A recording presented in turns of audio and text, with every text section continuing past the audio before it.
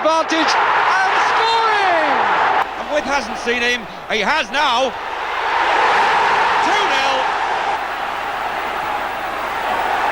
Souness!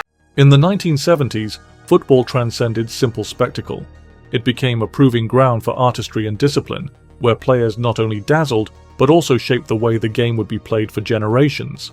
This was a decade of change, tactically, physically, and ideologically, fueled by players who didn't just fit into systems, but forced systems to adapt around them. The best players of the era played football with a purpose that went beyond glory. They understood that immortality wasn't achieved by merely winning. It was earned by the sheer audacity of their talent and the weight of their contributions. Dino Zoff had the demeanour of a man who would rather disappear into the shadows than bask in applause, but on the pitch, he was unavoidable. Goalkeepers are rarely romanticised figures. They live on the margins, their greatness recognised only in moments of crisis. Suo questo cross sul quale esce Zoff, para e viene portato a terra con una cintura. Zoff thrived in those moments, commanding the penalty area with an aura that bordered on mystical. He wasn't a showman like many keepers of later generations, never one to fly dramatically for cameras. "Why dive if you've already read the ball's trajectory?" he once remarked. His game was based on foresight, positioning, and ruthless efficiency, and it brought him success that stretched far beyond a single club. 3 Serie A titles with Juventus were just part of the story. He famously went 1,142 minutes without conceding a goal in international play, a record that remains unbeaten. His performances were devoid of flamboyance, but in that quietness lay his genius, proof that some players don't need to shout to be heard. With a moustache as memorable as his left foot, Rivelino embodied Brazilian flair at its finest. He had the audacity to try the unexpected, curling free kicks that seemed to bend to his will, no-look passes that left defenders bewildered, and dribbles that flowed like poetry. But he wasn't just a trickster. Beneath the flamboyance lay a tactical brain capable of dictating matches, and his performances at the 1970 World Cup confirmed him as one of Brazil's indispensable figures.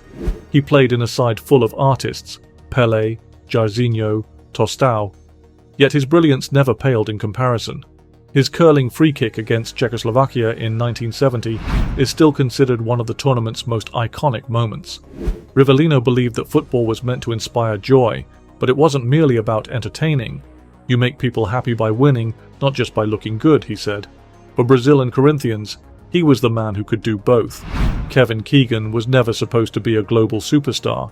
And the cross in once more, Armstrong was right there, Keegan is there, oh, an amazing goal! He wasn't born with the divine natural ability of a Cruyff or a Best, but what Keegan lacked in raw talent, he made up for with an insatiable hunger to improve, a boundless work ethic that turned him into a 2-time Ballon d'Or winner and a legend for both Liverpool and Hamburg.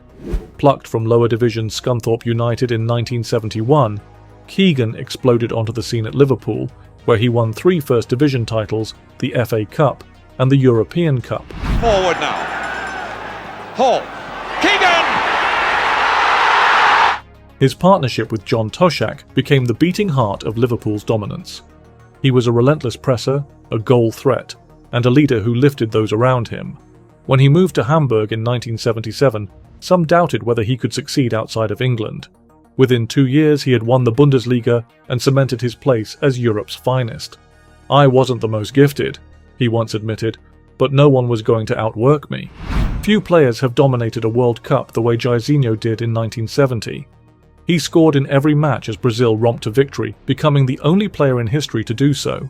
There was something electric about him, a fearlessness as he ran at defenders, knowing they were powerless to stop him. His pace was explosive, his finishing clinical, and his physicality unmatched for a winger of his era. Jairzinho wasn't all flash and no substance. He was the embodiment of Brazil's attacking philosophy, a player who blended individual brilliance with team awareness. Even when Brazil transitioned away from the Pelé era, Jairzinho remained a key figure through the mid-70s, scoring crucial goals and maintaining his influence at club level. His most famous moment came against Czechoslovakia in the 1970 World Cup, where his solo goal was a masterclass in speed, power and composure. "I believed in myself," he said. "I knew if I had the ball, something good would happen." Johan Neeskens, was a player who made football's dirty work look elegant. The Dutch midfielder was often overshadowed by the genius of his namesake, Johan Cruyff, but those who truly understood the game knew that Neeskens was just as vital to the Netherlands' total football philosophy. A true box-to-box midfielder, he combined tireless running, defensive steel, and attacking finesse in equal measure. His ability to adapt to any role meant he was the backbone of both Ajax's European dominance and the Dutch national team's back-to-back World Cup finals in 1974 and 1978. His penalty in the opening minutes of the 1974 final set the tone for the match, though the Dutch ultimately fell short. For Barcelona, and later New York Cosmos, Neeskens was a symbol of reliability. "I didn't care about glory," he said. "I cared about winning." Without him, the Dutch wouldn't have come so close to rewriting football history. Mario Kempes was a forward who thrived under pressure, a man whose goals seemed destined to come at the most important moments. His defining achievement was leading Argentina to their first World Cup victory in 1978, where he finished as the tournament's top scorer and its standout player. Kempes wasn't just a finisher, he was a predator, always sensing opportunities before they fully materialized.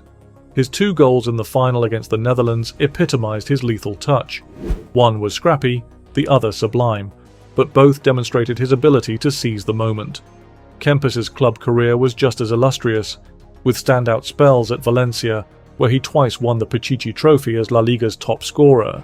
"A striker's instinct isn't taught," he said, "it's born in you." And in Kempes, that instinct burned brighter than in most. Carlos Alberto's legacy is secured not just by his talent as a right-back, but by the unforgettable goal he scored in the 1970 World Cup final.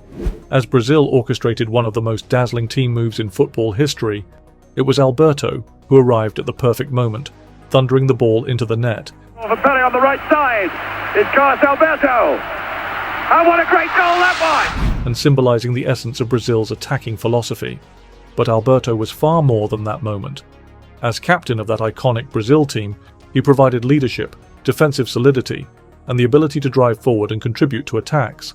At Santos, where he played alongside Pele, and later in the North American Soccer League, Alberto displayed the full range of his talents. "A captain isn't someone who shouts," he once said, "it's someone who leads by making others better." Gerd Müller didn't just score goals, he devoured them. His uncanny ability to find the net, often in the tightest of spaces, made him one of the most prolific forwards the game has ever seen. Known as Der Bomber, Müller scored 68 goals in 62 appearances for West Germany, including the winner in the 1974 World Cup final. His club record with Bayern Munich was equally staggering, as he helped the club win 3 consecutive European Cups. Müller's strength lay in his instinct. He didn't need space or time to score, just a fraction of a second, and the ball would be in the back of the net. And Müller with time to control it and shoot! He doesn't miss those! "I wasn't fast," he said, "but I always knew where the ball would end up." Franz Beckenbauer, der Kaiser, revolutionized the role of the sweeper, transforming it from a defensive safety net into an attacking tool. His elegance on the ball, combined with his tactical intelligence, allowed him to dictate play from the back, effortlessly gliding past opponents and launching attacks. He was both a commander and an artist, capable of blending hard-nosed defending with graceful playmaking. Beckenbauer captained West Germany to World Cup glory in 1974, lifting the trophy with the air of a man who knew he was destined for greatness. His influence at Bayern Munich was just as profound, as he led them to 3 consecutive European Cups. "A leader doesn't need to dominate," he once said, "he needs to inspire." And Beckenbauer inspired generations of players who followed. There is football before Johan Cruyff, and then there is football after him. No player defined an era or left as lasting a legacy as the Dutch maestro. As the face of total football, Cruyff wasn't just the best player of the 70s, he was its architect. His intelligence, technique, and vision made him a nightmare for defenders and a dream for teammates. At Ajax, he won 3 consecutive European Cups, but his influence extended beyond trophies. His performances for the Netherlands at the 1974 World Cup, where he introduced the world to the now iconic Cruyff turn, I never did on a training or in free times tricks. I never did tricks. I saw something and I did it, and it just came out. There was an opponent there and you had to outplay him. So that was the easiest way, so you just do it. Were emblematic of his genius. Cruyff believed in playing football the right way, with creativity, freedom, and precision.